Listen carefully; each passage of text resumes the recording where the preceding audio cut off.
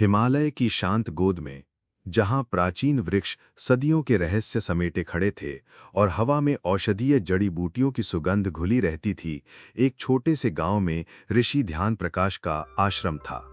ऋषि ध्यान प्रकाश, जिनके चेहरे पर ज्ञान और शांति का तेज था, अपने शिष्यों को जीवन के गहरे रहस्य सिखाते थे। उनका सबसे प्रिय शिष्य था आलोक, एक युवा जो सवालों से भरा था, जिसका हृदय सत्य की प्यास से बेचैन था। आलोक अक्सर रात के सन्नाटे में अपने गुरु के पास जाता और पूछता, गुरुदेव, जीवन क्या है, मृत्यु क्या है, क्या वाकई सब कुछ यहीं समाप्त हो जाता है? एक पूर्णिमा की रात, जब चंद्रमा की रजत रोशनी आश्रम के प्रांगण को धो रही थी, आलोक ने फिर वही प्रश्न दोहराया। ऋषि ध्यान प्रकाश ने मुस्कुराते हुए आलोक के कंधे पर हाथ रखा और कहा, आओ आलोक, आज मैं तुम्हें एक ऐसी कहानी सुनाऊंगा जो तुम्हारे हर प्रश्न का उत्तर देगी।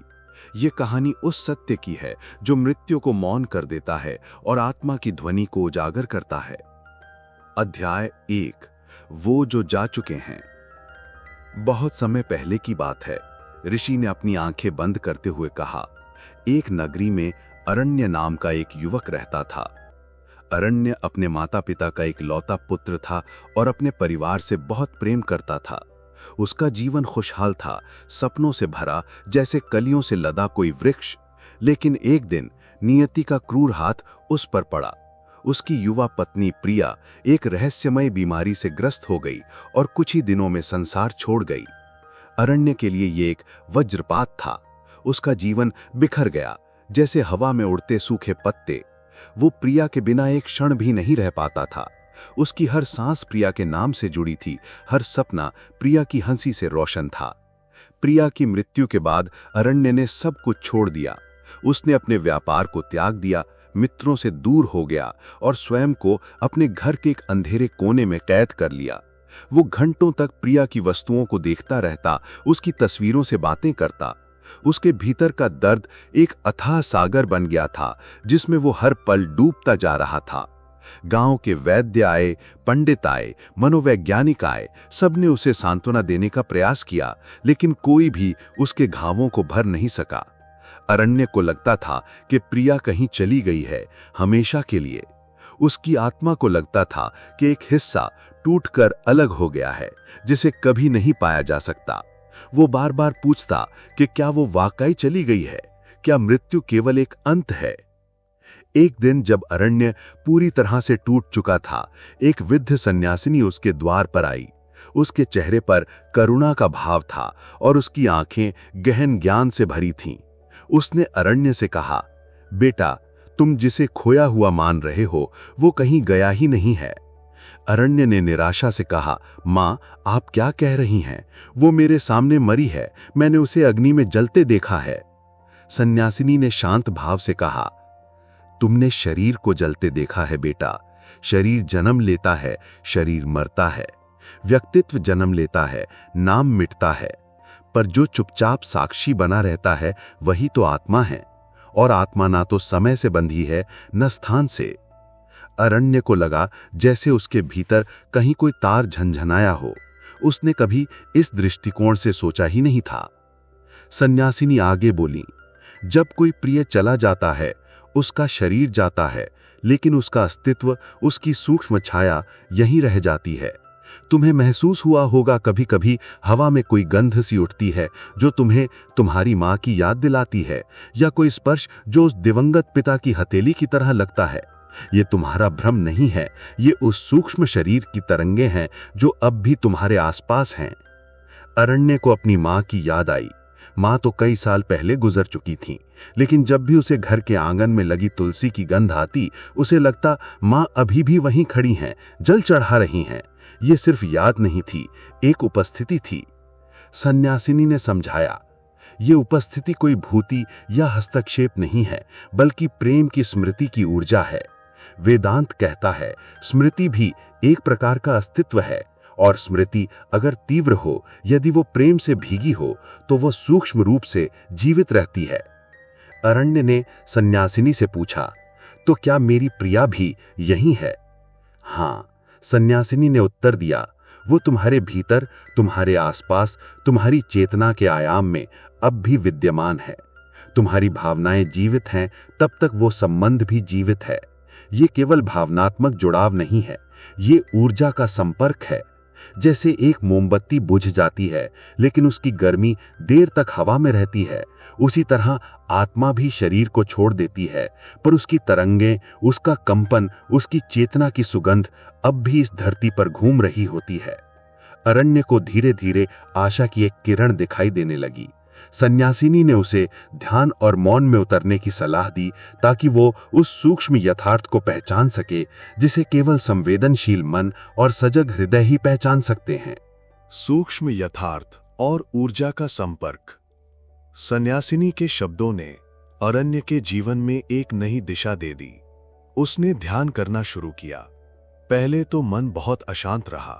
प्रिया की यादें उसे और व्याकुल करती रहीं, लेकिन धीरे धीरे जैसे जैसे वो मौन में उतरता गया, उसे कुछ अलग सा महसूस होने लगा। एक रात जब वो ध्यान में बैठा था, उसे प्रिया की हंसी सुनाई दी। ये कोई साधारण आवाज नहीं थी, बल्कि एक कंपन था, एक ऊर्जा थी जो उसके भीतर फैल गई। उसे लगा जैसे प्रिया उसके बहुत करीब बैठी है, उसके बालों में अपनी उंगलियां फेर रही है, जैसे पहले करती थी। यह स्पर्श इतना वास्तविक था कि अरण्य की आंखों से आंसू बहने लगे, पर इस बार वे आंसू दुख के नहीं, बल्कि असीम प्रेम और शांति के थे। उसने सन्यासिनी से पूछा, माँ, क्या ये मेरी कल्पना थी या प्रिया वाकई थी? सन्यासिनी ने कहा, यह कल्पना नहीं बेटा, यह सूक्ष्म यथार्थ है। वेदांत और योग सूत्र एक स्वर में कहते हैं, आत्मा सर्वत्र है, परंतु उसका प्रभाव केवल वहीं प्रकट होता है जहां कोई उसे अनुभव कर सके। सभी आत्माएं हमारे आसपास नहीं रहती, केवल वही आत्माएं ठहरती हैं जो किसी अधूरे भाव, किसी अपूर्ण संबंध या किसी गहरे प्रेम से जुड़ी होती हैं। अरण्य ने पूछा, तो क्या इसका मतलब है कि वो अटकी हुई हैं? नहीं, सन्यासिनी ने मुस्कुराते हुए कहा, इसका अर्थ ये नहीं कि वो बाधित हैं या उलझी हुई हैं। कई बार प्रेम की तीव्रता इतनी होती है कि आत्मा स्वेच्छा से उस ऊर्जा क्षेत्र में थोड़ी देर और टिक जाती है, ताकि वो भावनात्मक चक्र को पूर्ण कर सके। वेदांत के अनुसार आत्मा सूक्ष्म शरीर से बाहर निकलने के बाद 3 संभावनाओं से गुजरती है।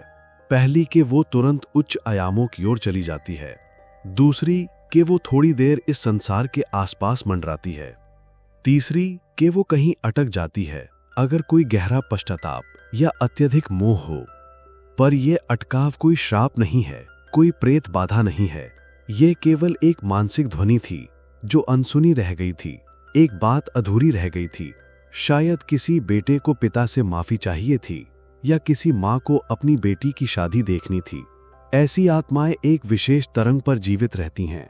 ना वे भूत हैं, ना देवता, वे बस एक स्मृति की गहराई में बह रही चेतना हैं। अरण्य को प्रिया के साथ अपने अनकहे शब्द याद आए।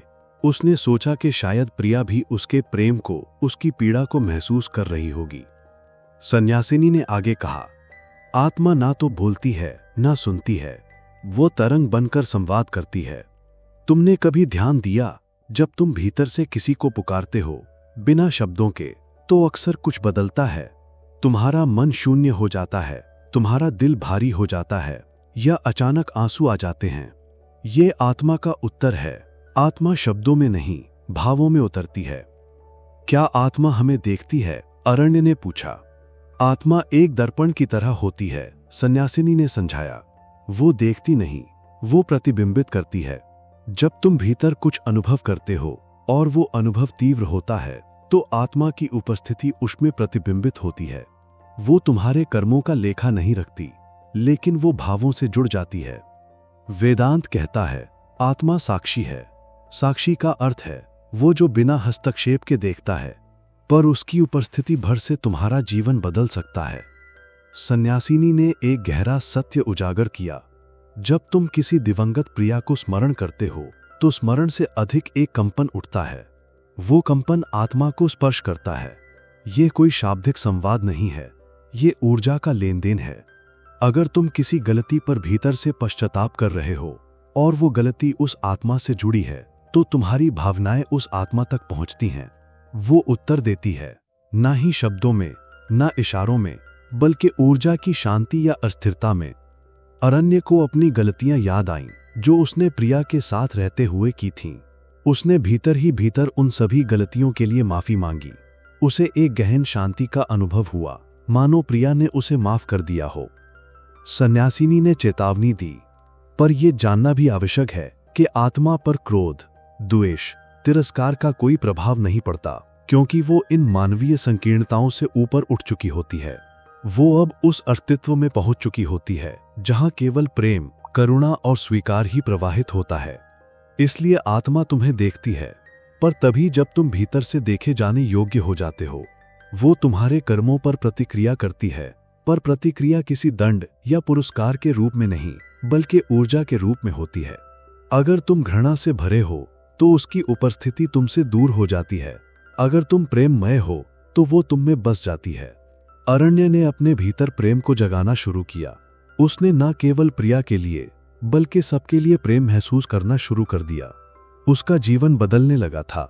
आत्मा से परमात्मा तक का मार्ग।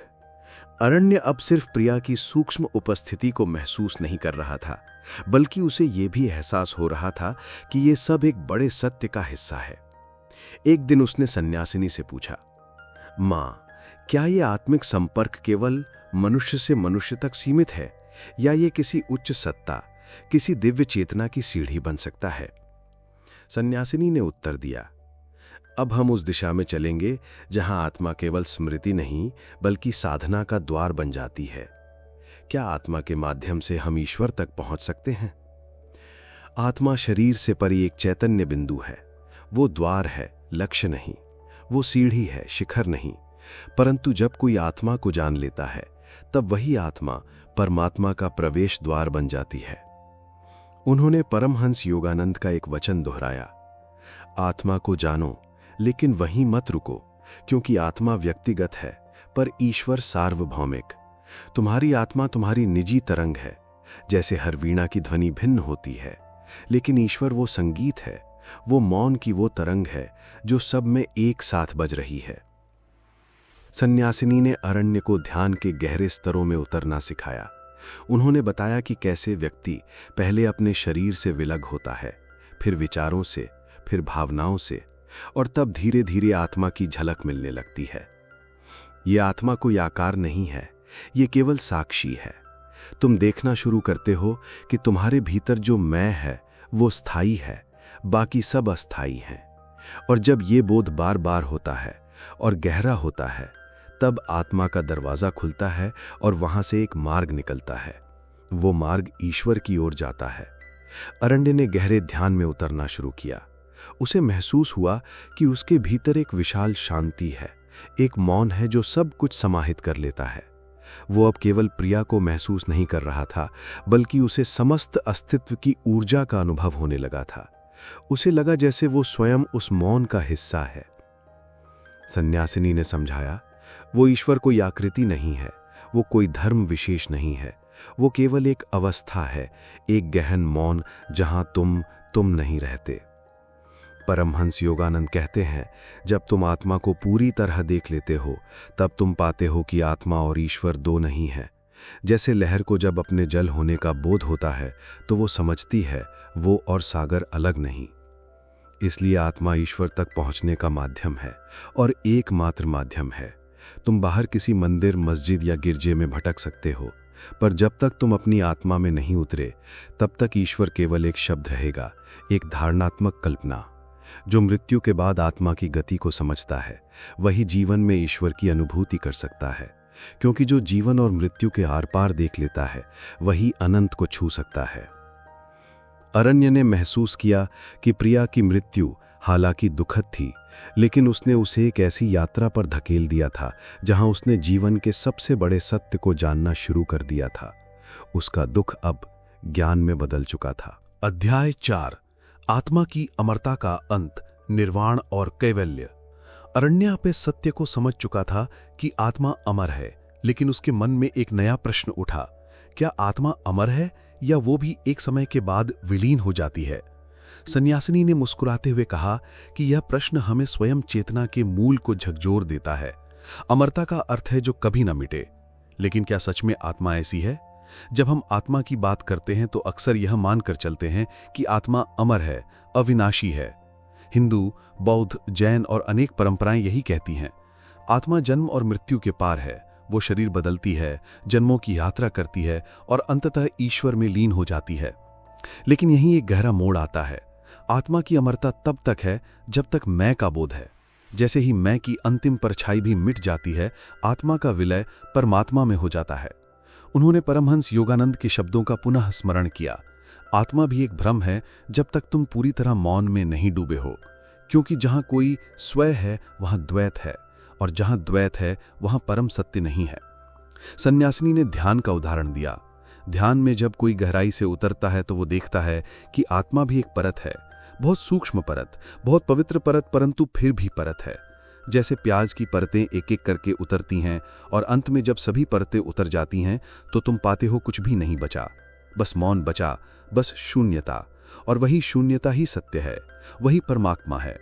इसलिए आत्मा अमर है, पर उस अमरता का भी एक अंत है, क्योंकि जब आत्मा अपनी यात्रा पूरी कर लेती है, जब सब अनुभव हो जाते हैं, जब सब जन्म पूरे हो जाते हैं, तब आत्मा स्वयं को छोड़ देती है। यह आत्महत्या नहीं है, यह आत्मा की समाधि है, यह विलीन होना है। जैसे नदी सागर में समा जाए। अब नदी नहीं बचती, केवल सागर बचता है। तुम उसे देख नहीं सकते, पहचान नहीं सकते, क्योंकि अब कोई नहीं बचा जो देख सके। अरण्या को लगा जैसे उसके भीतर का अंतिम पर्दा भी हट गया हो। ये वही अवस्था थी जिसे बुद्ध ने निर्वाण कहा, महावीर ने कैवल्य और शंकर ने ब्रह्म। जो आत्मा को अमर समझकर उससे चिपके रहते हैं वे पुनर्जन्म के चक्र में फंसे रहते हैं, पर जो आत्मा की यात्रा को पूर्णता तक ले जाते हैं वे आत्मा से भी मुक्त हो जाते हैं। पुनर्जन्म का चक्र और मुक्ति। अब अरण्य के मन में एक नया प्रश्न उठा। जब आत्मा परमात्मा में विलीन हो जाती है तब क्या वो फिर कभी लौटती है? क्या पुनर्जन्म की कोई अंतिम सीमा है? सन्यासिनी ने कहा, जन्म और पुनर्जन्म का चक्र एक गति है जो तब तक चलती रहती है जब तक आत्मा की यात्रा अधूरी है। परमहंस योगानंद कहते हैं, आत्मा तब तक बार बार जन्म लेती है जब तक वो स्वयं को नहीं जानती। ये पुनर्जन्म कोई दंड नहीं है, ये अवसर है, ये अस्तित्व की करुणा है कि तुम्हें बार बार मौका दिया जाता है।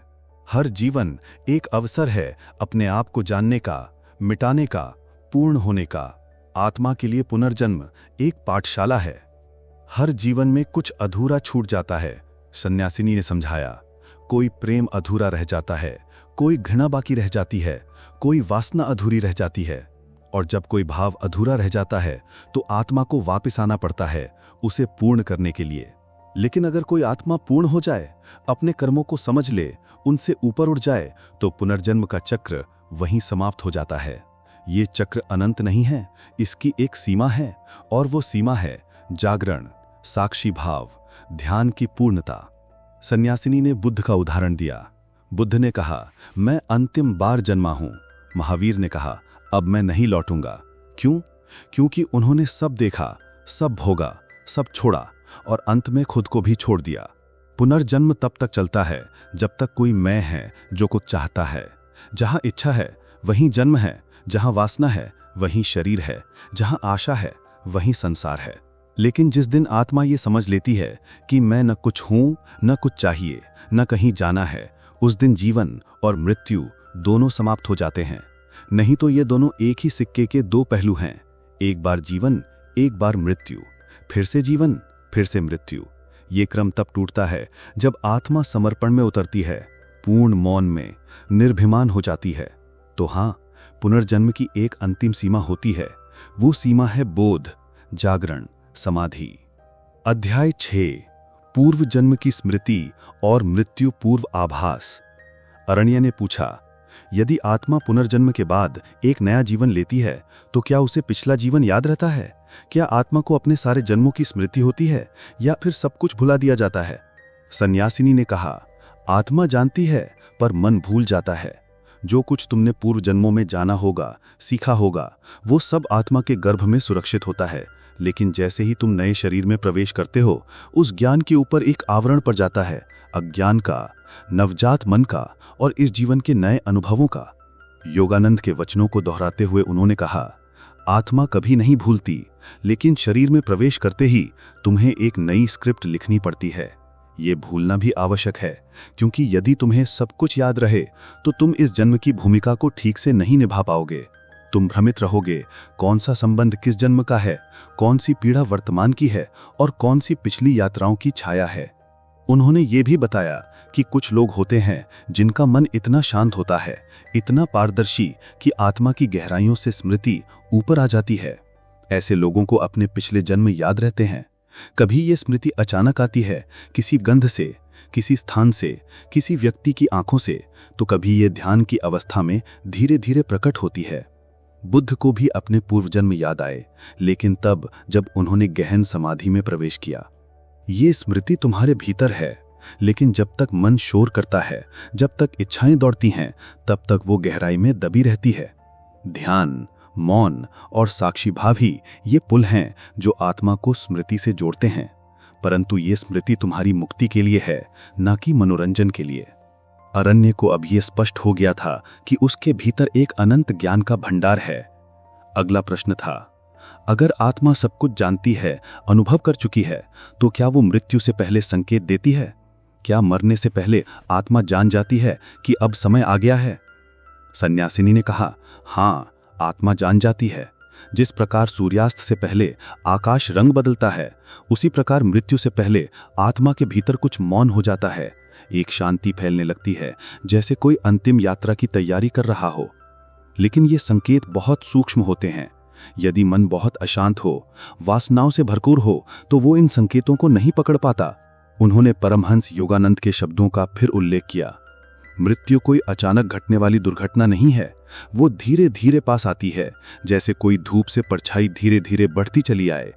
आत्मा को ये भान हो जाता है कि अब ये शरीर, ये भूमिका, ये कहानी समाप्त हो रही है। बहुत से महापुरुषों ने अपने शिष्यों को मृत्यु से पहले संकेत दिए। रामकृष्ण परमहंस ने कहा था, अब मेरा कार्य पूर्ण हुआ, अब मैं जा रहा हूं। बुद्ध ने भी अपने अंतिम शब्दों में कहा था, अब मैं अपने रूप को छोड़ रहा हूं, जागो, सचेत हो जाओ। मृत्यु से पहले आत्मा का संबंध शरीर से धीरे धीरे टूटने लगता है। शरीर सुस्त हो जाता है, आंखों की चमक बदल जाती है, और यदि तुम बहुत करीब हो, बहुत मौन हो, तो तुम महसूस कर सकते हो कि उस व्यक्ति की उपस्थिति बदल रही है। ये जानना केवल बुद्धों के लिए नहीं है, हर आत्मा को मृत्यु पूर्व आभास होता है। लेकिन जो जीवन भर स्वयं से भागता रहा हो, वो इस आभास को भी नजरअंदाज कर देता है। वो मृत्यु को भी एक दुर्घटना की तरह देखता है। परंतु जो सजग रहा हो, जो हर क्षण को पूरी जागरूकता से जिया हो, उसके लिए मृत्यु कोई अंत नहीं, बल्कि अंतिम दीप है, जिसके बाद अंधेरे का डर नहीं, बल्कि प्रकाश की पराकाष्ठा होती है। अरण्य ने प्रिया की मृत्यु के समय के संकेतों को याद किया। उसे महसूस हुआ कि कहीं न कहीं भीतर से उसे भी ये आभास हो गया था, लेकिन वो दुख और अज्ञानता में इसे समझ नहीं पाया था। मध्य अवस्था और पुनर्जन्म का चैन। जब आत्मा शरीर छोड़ देती है तो क्या वो तुरंत किसी और शरीर में प्रवेश कर जाती है या उसके बीच में भी कोई यात्रा होती है? अरण्य ने पूछा। हाँ, होती है, सन्यासिनी ने पुष्टि की। मृत्यु और पुनर्जन्म के बीच आत्मा एक मध्य अवस्था में जाती है, जिसे प्राचीन ग्रंथों में अंतराल कहा गया है। बौद्ध इसे बर्दो कहते हैं। हिंदू दर्शन में ये प्रेत लोक या सूक्ष्म यात्रा काल के रूप में जाना गया है, और ओशो ने इसे एक गहन अंतरिक्ष कहा है, जहां आत्मा अपने कर्मों का पुनरावलोकन करती है। सन्यासिनी ने समझाया, मृत्यु के तुरंत बाद आत्मा एकदम हल्की हो जाती है, मानो कोई बोझ उतर गया हो। वो शरीर के बंधन से मुक्त हो जाती है, लेकिन मन अभी भी उसके साथ होता है। मन, जिसमें तुम्हारे सारे संस्कार, इच्छाएं और अधूरी कामनाएं भरी होती हैं, वही उसे खींचकर अगली यात्रा की दिशा तय करता है। ये मध्यकाल ना तो स्वर्ग है न नर्क, ये एक प्रतीक्षा है, जैसे कोई यात्री रेलवे प्लेटफॉर्म पर अगली गाड़ी की प्रतीक्षा कर रहा हो। लेकिन ये प्रतीक्षा सुखद भी हो सकती है और दुखद भी। उन्होंने चेतावनी दी, इस पर निर्भर करता है कि आत्मा का बोझ कितना है। यदि आत्मा ने जीवन में गहन ध्यान किया है, प्रेम किया है, यदि वो जागरूक रही है, तो ये मध्यकाल एक विश्राम की तरह होता है। वो शांत, मौन और प्रकाशपूर्ण होता है। लेकिन यदि जीवन वासनाओं, हिंसा, लालच और अज्ञानता में बीता है, तो यही अंतराल एक बेचैन यात्रा बन जाती है, जहां आत्मा भटकती है, भयभीत होती है और अगले जन्म के लिए छटपटाने लगती है।